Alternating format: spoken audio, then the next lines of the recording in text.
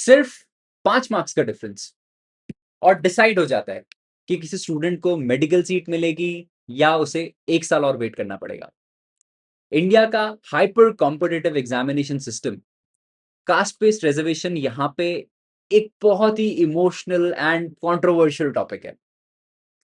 आज देश के लाखों लोग रिजर्वेशन हटाओ मूवमेंट से जुड़ रहे हैं और वो डिमांड कर रहे हैं कि रिजर्वेशन को हटाया जाए या फिर इसमें मेजर रिफॉर्म्स लाए जाए। ऑन द अदर हैंड, जो कॉन्स्टिट्यूशनल एक्सपर्ट्स हैं, सोशल एक्सपर्ट्स हैं, उनका ये कहना है कि यार ये सोशल इक्वालिटी के लिए बहुत ही ज्यादा इंपॉर्टेंट है। आखिर क्या है इस मूवमेंट की रियलिटी, आइए समझते हैं। No, I don't take shit. I got no love for the fakeness. If you wanna play tough and wanna hate this, I'll always show. जब हम रिजर्वेशन हटाओ सुनते हैं तो कुछ ऐसा लगता है कि यार इनकी डिमांड है कि भाई पूरी तरह रिजर्वेशन हट जाना चाहिए, कोई रिफॉर्म की बात नहीं हो रही, बस बोल रहे हैं कि भाई खत्म कर दो। बट मूवमेंट के पॉइंट्स कुछ अलग है। वो रिफॉर्म्स की बात कर रहे हैं, कुछ स्पेसिफिक पॉइंट्स है जो उनके डिमांड्स है वो कुछ इस तरह है। सबसे पहले वो कहते हैं कि इकोनॉमिक क्राइटेरिया पे रिजर्वेशन शिफ्ट हो जाना चाहिए, सोशल इस पे नहीं होना चाहिए, कास्ट बेसिस पे नहीं होना चाहिए, जो गरीब लोग हैं उनको रिजर्वेशन मिलना चाहिए। पहला उनका पॉइंट ये है। दूसरा पॉइंट है कि क्रीमी लेयर का इंप्लीमेंटेशन हो जाए। अगर हम देखें एससी एसटी कैटेगरी में कोई क्रीमी लेयर का कॉन्सेप्ट नहीं है, ओबीसी में है कि जो लोग फाइनेंशियली सोशली इवॉल्व कर चुके हैं, ज्यादा बेहतर हो चुके हैं पहले से, उन लोगों को ये रिजर्वेशन नहीं मिलना चाहिए। बट जो लोग जिनको अब भी सही में इसकी जरूरत है उनको मिलते रहना चाहिए। तो उनका डिमांड है कि यार ये चीजें हमें एससी एसटी लेवल पे भी दिखनी चाहिए। तीसरी डिमांड है कि एक नेशनल व्हाइट पेपर निकाला जाए। नेशनल व्हाइट पेपर की क्या होना चाहिए, सबसे पहले तो एक इंडिपेंडेंट रिव्यू की 70 साल में जो हमने ये रिजर्वेशन लगा के रखा है उसका क्या इम्पैक्ट आया है। कुछ एडिशनल रिफॉर्म्स की बात भी वो करते हैं, जैसे quota within quota. Quota within quota क्या कहता है कि लेट्स से अगर हम देखें कोई रिजर्वेशन जो पूरी एससी कैटेगरी को एक साथ मिलता है, इक्वली मिलता है, वहां पे उनका कहना यह है कि यार एससी में भी और एसटी कैटेगरी में भी कई सारी ऐसी सब कास्ट हैं जो डोमिनेंट हैं, जो अच्छा कर रही हैं, और कई सारी सब कास्ट ऐसी हैं जो सही में अभी और पिछड़ी हुई हैं, बट दोनों को इक्वली ट्रीट करा जाता है। यहाँ पे ये ऐसा होना चाहिए कि जो सब कास्ट उतना अच्छा नहीं कर पा रही हैं इकोनॉमिकली, फाइनेंशियली, और वो इतना इंक्लूडेड भी नहीं है पूरे देश के साथ, तो उनको ज्यादा रिजर्वेशन मिलना चाहिए। मिनिमम मार्क्स फॉर सिलेक्शन ये उनकी एडिशनल रिक्वायरमेंट है, जहाँ पे ये कहते हैं कि यार कई बार हम देखते हैं कई सारे पेपर्स ऐसे होते हैं जहाँ पे नेगेटिव में कट ऑफ चली जाती है। तो कुछ एक मिनिमम क्राइटेरिया होना चाहिए कि let's say 20 number, 30 number, 10 number, कि इससे नीचे अगर होगा तो कोटा नहीं मिलेगा। तो इस तरह की कुछ उनकी डिमांड्स है। यहाँ पे एक क्वेश्चन आता है, 1950 में जब भीमराव अंबेडकर जी ने कॉन्स्टिट्यूएंट असेंबली में रिजर्वेशन का बेसिस रखा तो उन्होंने कभी भी उसको पॉवर्टी नहीं रखा, उन्होंने उसको कास्ट रखा। माइंड इट, देश उस समय ज्यादा गरीब था। कॉन्स्टिट्यूशन के अकॉर्डिंग रिजर्वेशन कोई पॉलिटी एलिवेशन स्कीम नहीं है, ये सोशल रिप्रेजेंटेशन का टूल है। पॉवर्टी थोड़ी फ्लूइड होती है, आज कोई गरीब है, कल वो फाइनेंशियली स्टेबल हो सकता है, कोई आज अमीर है, कल वो गरीब भी हो सकता है। लेकिन कास्ट एक ऐसी चीज है जो कंसिस्टेंट है, जो चेंज नहीं हो रही है। आर्टिकल 15 और 16 का मेन गोल ये था कि जो भी पिछड़ी कम्युनिटीज हैं उनको एडमिनिस्ट्रेशन, जुडिशरी, हायर एजुकेशन में रिप्रेजेंटेशन देना था, जिनको हिस्टोरिकली एक्सक्लूड किया गया हमारे सिस्टम से। सिंपल टर्म्स में देखा जाए तो पॉवर्टी माइग्रेशन के लिए स्कॉलरशिप्स, वेलफेयर स्कीम्स और भी जो सारी चीजें चलती हैं, लाड़की बिटिया योजना या जो भी योजना चल रही हैं, ये सारी चीजें पॉवर्टी माइग्रेशन के लिए यूज हो सकती हैं। बट जो रिजर्वेशन है ये पावर शेयरिंग का टूल है। जैसे जैसे देश आगे बढ़ता है तो हमारी नीड्स और देश की डिमांड्स भी चेंज होती रहती हैं।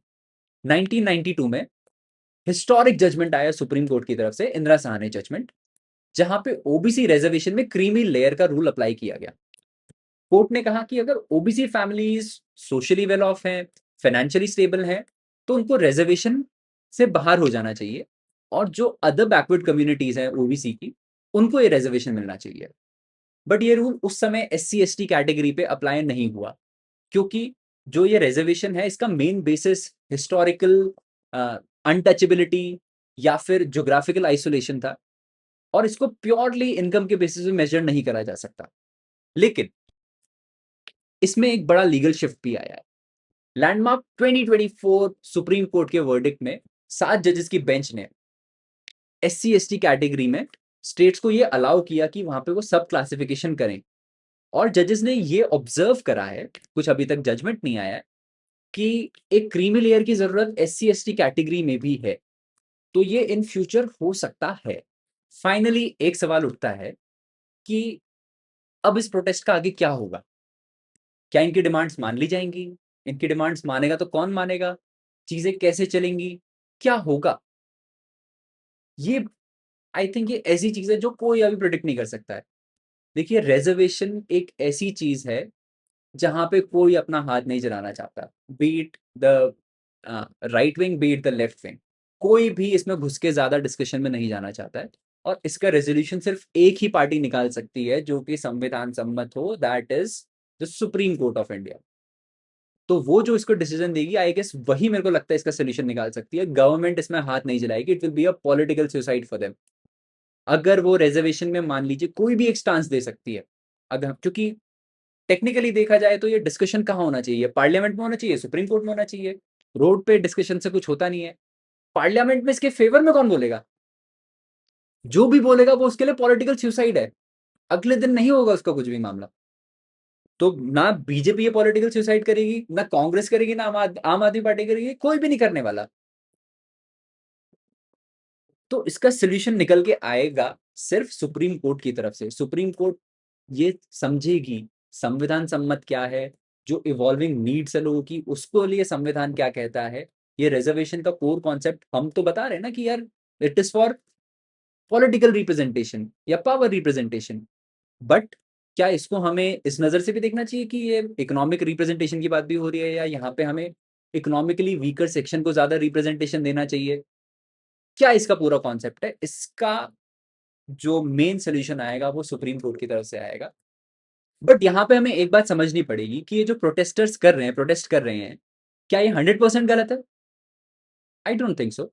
यहाँ पे एक चीज है कि ये भी एक अपने तरह से एक प्रेशर ग्रुप बना रहे हैं, जैसे हम CJP का देखते हैं ना कि वो बोल रहे हैं कि हम एक प्रेशर ग्रुप हैं। तो ये भी एक जेन्युइन प्रेशर ग्रुप की तरह मुझे दिख रहा है कि आगे क्या होगा। Because what we have seen कि अगर लेट्स से सुप्रीम कोर्ट ने कल को कोई डिसीजन लिया, तो उसका फायदा उठाने के लिए बहुत सारे लोग, पॉलिटिकल लोग हैं जो इसका गलत फायदा उठाते हैं। जैसे कि हमने 2018 में देखा था, जब SC/ST prevention of atrocities act में सुप्रीम कोर्ट ने यह बोला था कि अगर किसी ने कोई SC/ST एट्रोसिटीज एक्ट में कोई केस करा है, जो करंट लॉ कहता है कि भाई सीधे जिसके ऊपर केस करा है उसको जाके जेल में डाल दो, देन इन्वेस्टिगेशन करो, अगर वो सही पाई जाती है तो उसकी सजा होगी। सुप्रीम कोर्ट ने यह बोला था कि सीधे जेल में डालने से पहले उसकी इंक्वायरी होनी चाहिए, उस पर आप इन्वेस्टिगेशन करो, अगर वो सही पाया जा रहा है तो उसको जेल में डालो, देन उस पर आगे केस चलेगा। बट इसको इस तरह से ट्रीट करा गया, पूरे देश में ये मैसेज भेजा, ये पॉलिटिकल स्फेयर के लोगों ने उसको मिसयूज ऐसे करा और बोला कि रिजर्वेशन खत्म हो जाएगा। तो पूरे नेशन वाइड प्रोटेस्ट हुए, SC/ST कम्युनिटी के लोग और भी सारे लोगों ने इसके खिलाफ प्रोटेस्ट करे, और सरकार ने फिर वो जो सुप्रीम कोर्ट लॉ लेके आई थी उसको रोल बैक किया, और एक नया लॉ लेके आई जो वापस से चीजें जैसे पहले थी वैसी कर दी उसने। तो ये सिमिलर चीजें फिर से हो सकती हैं। तो यहाँ पे ये एक प्रेशर ग्रुप की तरह काम करेंगे कि यार सुप्रीम कोर्ट जो डिसीजन ले रहा है वो भी कुछ सोच समझ के ही लेता है ना। सुप्रीम कोर्ट कोई बच्चों की तरह कुछ भी रैंडम अपने फायदे के लिए तो नहीं करेगा, वो देश के फायदे के लिए संविधान सम्मत डिसीजन लेता है। तो एक जेन्युइन प्रेशर ग्रुप शायद उस चीज को हेल्प करे इन फ्यूचर। बाकी if you want to know my opinion on this, तो देखिए, मैं भी इस बात पे ज्यादा अग्री करता हूँ कि जो रिजर्वेशन है, it is not a tool for poverty alleviation.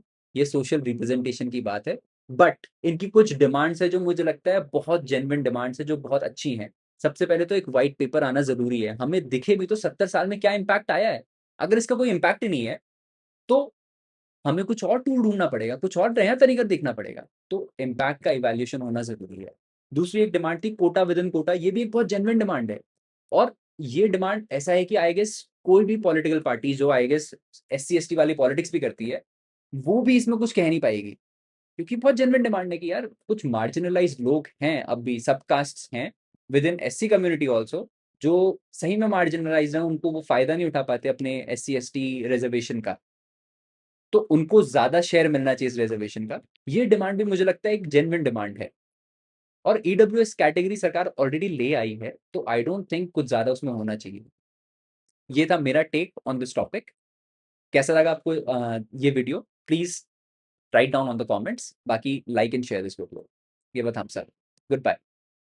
If you wanna play tough and wanna hate this, I'll always show up.